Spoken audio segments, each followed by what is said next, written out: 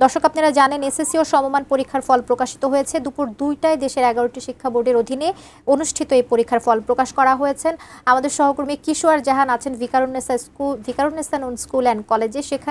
সেখানে আসলে শিক্ষার্থীদের উচ্ছ্বাস কেমন, সেখানে পাশের হার কেমন, সব মিলিয়ে একটু সেখানকার পরিস্থিতি জানতে চাইবো। কিশোর, কি অবস্থা সেখান থেকে আমাদেরকে জানাবেন।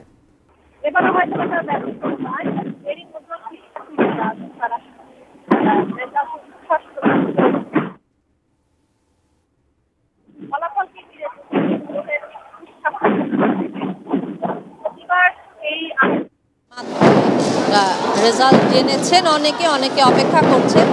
আর এই মুহূর্তে আসলে তো কবিতা আছে ভিকারুন্নেসা স্কুলের ভেতরে, এবং বরাবরের মতোই এখানে আসলে শিক্ষার্থী যারা আছে রেজাল্টটাও যেমন ওদের ধারাবাহিকভাবে ভালো হয়, এবারও হয়তো বা তার ব্যতিক্রম নয়, কারণ এরই মধ্যে শিক্ষার্থী যারা আছে তারা কিন্তু রেজাল্টে উচ্ছ্বাস প্রকাশ করেছেন। দেখতে পাচ্ছেন ফলাফলকে ঘিরে এই ধরনের উচ্ছ্বাস সবসময় আমরা দেখি। মূলত প্রতিবার এই আনন্দ উদযাপনটা শিক্ষার্থীরা মাঠে করলেও আজ কিন্তু তারা অডিটোরিয়ামের ভেতরে করছে।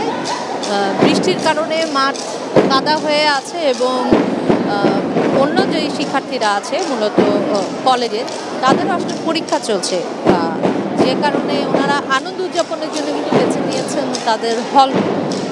আর এবারের রেজাল্টের কথা যদি বলতে হয় কবিতা, আমরা কিন্তু এর আগেই কিছুটা আন্দাজ করেছিলাম যে প্রতিবার আসলে ঢালাওভাবে যেভাবে আমরা পাশের হারটা বাড়তে দেখেছি, জিপিএ 5-এর সংখ্যা বাড়তে দেখেছি, এবার কিন্তু বোর্ডগুলো থেকে কিছুটা আগে আভাস দেওয়া হয়েছিল অন্যান্য বারের তুলনায় এবার কিন্তু খাতাটা ওনারা মূল্যায়ন করবেন, কড়াকড়িভাবে নয়, তবে বাড়তি যেই নাম্বারগুলো সবসময় খাতায় দেওয়া হতো বা দেওয়ার কথা বলা হতো, সেই জায়গাগুলো কিছুটা ভালোভাবে দেখার কথা কিন্তু বলা হয়েছিল বোর্ড থেকে, যে অন্যান্য বারের মতো কিন্তু এবার সানবিট সব দিবে সামাল।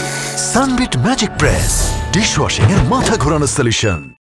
খাতা দেখা হবে না, এবং তার ফলাফলটাও কিন্তু পড়েছে। যদি আমরা রেজাল্টের দিকে তাকাই, গত বছরের তুলনায় এবছর কিন্তু পাশের হার বেশ কম, কারণ গত বছরও আমরা দেখেছি এসএসসিতে এই পাশের হার ছিল 83% উপরে, যেটা এবার নেমে এসেছে 68%, তার মানে 70-এরও কম। এবং জিপিএ 5-এর ক্ষেত্রেও তাই। জিপিএ 5 যদি আমি আসলে ঢাকা বোর্ডের কথা বলি, সেক্ষেত্রে প্রায় 43,000-এর মতো কিন্তু শিক্ষার্থীর জিপিএ 5 কম পেয়েছে, যেটা আমরা দেখতে পাচ্ছি। এবং 8টি শিক্ষা বোর্ড, ঢাকা সহ 9টি শিক্ষা বোর্ড, সেখানেও আসলে আমরা যে হিসাবটা পেয়েছি আজকে বোর্ড থেকে, সেখানে কিন্তু 80-র উপরে আসলে কোনোখানেই নেই। সবচেয়ে ভালো যদি বলতে হয় তাহলে বলতে হবে যে রাজশাহী বোর্ডের পরীক্ষার ফলাফল বা রেজাল্ট এবার সবচেয়ে ভালো, কারণ 77.63% তাদের পাশের হার। আর নিচের দিকে যেতে হলে বরিশালের কথা বলতে হবে, কারণ 56.38% এখন পর্যন্ত আসলে রেজাল্টের যেই শীট আমরা হাতে পেয়েছি সেই অনুযায়ী। এবং নিচের থেকে দ্বিতীয় হলে বলতে হবে ময়মনসিংহ, সেখানে পাশের হার আসলে 58.22। তবে যেটা ব্যতিক্রম হয়নি, প্রতিবারই আসলে পরীক্ষায় আমরা দেখেছি যে শিক্ষার্থী যারা আছে তাদের মধ্যে ছাত্রীদের রেজাল্টটা বরাবরই ভালো হয়। এবারে কিন্তু সেই ধারাবাহিকতা আছে। এবারও কিন্তু শিক্ষার্থী যারা আছে, ছাত্রী যারা আছে, ছাত্র তুলনায় ছাত্রীর পাশের হারও যেরকম বেশি, তাদের মধ্যে জিপিএ 5 পাওয়ার সংখ্যাটাও আসলে বেশি। আর যেহেতু রেজাল্ট হয়ে গেল, বলাই ছিল যে পরীক্ষা শুরুর আসলে 60 দিনের ভিতরে রেজাল্ট তারা দেবে, সেটি যেহেতু হয়ে গেল, এবার কিন্তু আপনি যারা রেজাল্টে সন্তুষ্ট নন তাদের ক্ষেত্রে কিছু বার্তা থেকে যায়, যে ফল পুনর্নিরীক্ষণ, যারা আসলে খাতা দেখতে চাইবেন তাদের জন্য কিন্তু ইতিমধ্যে আসলে বোর্ড থেকে নির্দেশনা এসছে, এবং বোর্ড থেকে কিন্তু SMS-এর মাধ্যমে ওনারা আসলে জানাতে পারবেন কবে ওনারা এই ফল পুনর্নিরীক্ষণের বিষয় যেটি আছে সেটি করতে পারবে।